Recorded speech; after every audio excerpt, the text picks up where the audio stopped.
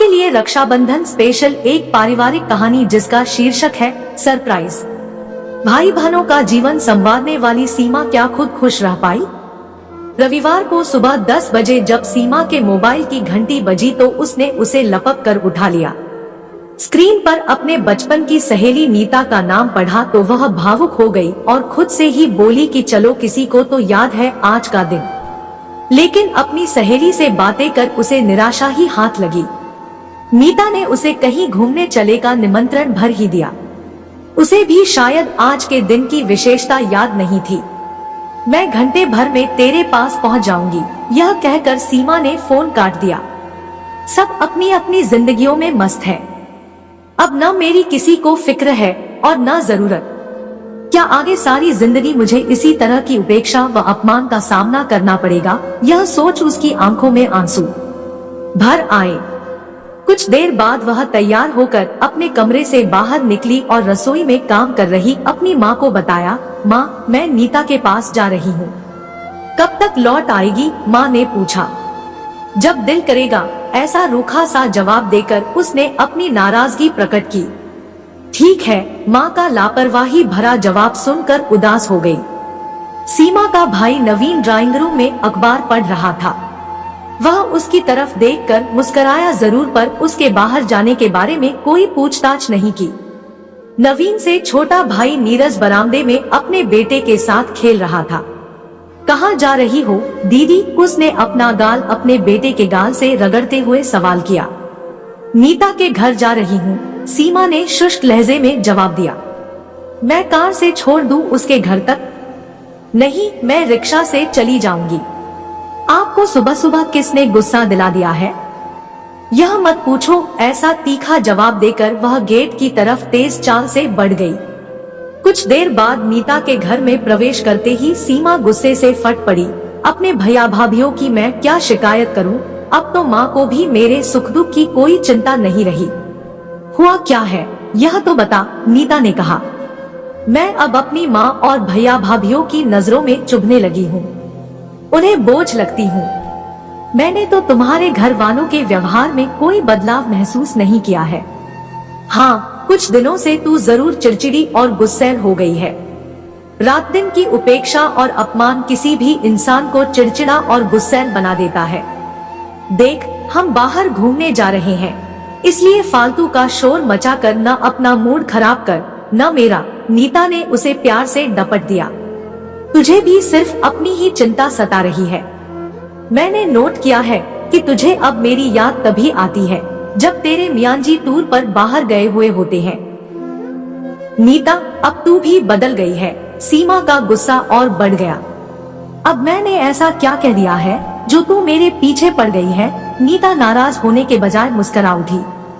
किसी ने भी कुछ नहीं किया है, बस मैं ही बोझ बन गई हूँ सब पर। सीमा रोआसी हो उठी। तुम्हें कोई बोझ नहीं मानता है, जाने मन। किसी ने कुछ उल्टा सीधा कहा है तो मुझे बता। मैं इसी वक्त उस कमाकल इंसान को ऐसा डांटूंगी कि वह जिंदगी भर तेरी शान में गुस्ताखी करने की हिम्मत नहीं करेगा। नीता ने उसका हाथ पकड़ा और पलंग पर बैठ गई। अगर वह कसूरवार नहीं है तब क्या नीरज ने कुछ कहा है? उसे अपने बेटे के साथ खेलने और पत्नी की जी हुजूरी करने से फुर्सत ही नहीं मिलती। पहले बहन की याद उसे तब आती थी जब जेब में पैसे नहीं होते थे। अब इंजीनियर बन जाने के बाद वह खुद तो खूब कमा ही रहा है, उसके सास ससुर भी उसकी जेबें भरते हैं। उसके पास अब अपनी बहन से झगड़ने तक का वक्त नहीं है। अगर दोनों भाइयों ने कुछ गलत नहीं कहा है तो क्या अंजू या निशा ने कोई गुस्ताखी की है? मैं अब अपने ही घर में बोझ हूँ, ऐसा दिखाने के लिए किसी को अपनी जबान से कड़वे या तीखे शब्द निकालने की जरूरत नहीं है। लेकिन सबके बदले व्यवहार की वजह से आजकल मैं अपने कमरे में बंद होकर खून के आंसू बहाती हूँ। जिन छोटे भाइयों को मैंने अपने दिवंगत पिता की जगह लेकर सहारा दिया, आज उन्होंने मुझे पूरी तरह से भुला दिया है। पूरे घर में किसी को भी ध्यान नहीं है कि मैं आज 32 साल की हो गई हूँ। तू भी तो मेरा जन्मदिन भूल गई। अपने दोनों भाइयों का जीवन संवारते और उनकी घर गृहस्थी बसाते साते मैं कितनी अकेली रह गई हूँ। नीता ने उसे गले से लगाया और बड़े अपनेपन से बोली, इंसान से कभी कभी ऐसी भूल हो जाती है कि वह अपने किसी बहुत खास का जन्मदिन याद नहीं रख पाता। मैं तुम्हें शुभकामनाएं देती हूँ। उसके गले से लगे सीमा सुबकती हुई बोली, मेरा घर नहीं बसा, मैं इस बात की शिकायत नहीं कर रही हूँ नीता। मैं शादी कर लेती तो मेरे दोनों छोटे भाई कभी अच्छी तरह से अपने पैरों पर खड़े नहीं हो पाते। शादी न होने का मुझे कोई दुख नहीं है। डॉट कर वह चौंक पड़ी। पूरा हॉल हैप्पी बर्थडे शोर से गूंज उठा। मेहमानों की भीड़ में उसके ऑफिस की खास सहेलियां, नजदीकी रिश्तेदार और परिचित शामिल थे। उन सब की नजरों का केंद्र बनकर वह बहुत खुश होने के साथ साथ शर्मा भी उठी। सबसे आगे खड़े दोनों भाई व भाभियों को देखकर सीमा की आंखों में आंसू छलक आए। अपनी माँ के गले से लगकर उसके मन ने गहरी शांति महसूस की। ये सब क्या है? इतना खर्चा करने की क्या जरूरत थी? उसकी डांट को सुनकर नवीन और नीरज हंस पड़े। दोनों भाइयों ने उसका एक एक बाजू पकड़ा और मेहमानों की भीड़ में से गुजरते हुए उसे हॉल के ठीक बीच में ले आए। नवीन ने हाथ हवा में उठाकर सबसे खामोश होने की अपील की। जब सब चुप हो गए तो वह ऊंची आवाज में बोला, सीमा दीदी सुबह से बहुत खफा है। ये सोच रही थी कि हम इनके जन्मदिन की तारीख भूल गए हैं, लेकिन ऐसा नहीं था। आज हम इन्हें बहुत सारे सरप्राइज देना चाहते हैं। सरप्राइज शब्द सुनकर सीमा की नजरों ने एक तरफ खड़ी नीता को ढूंढ निकाला।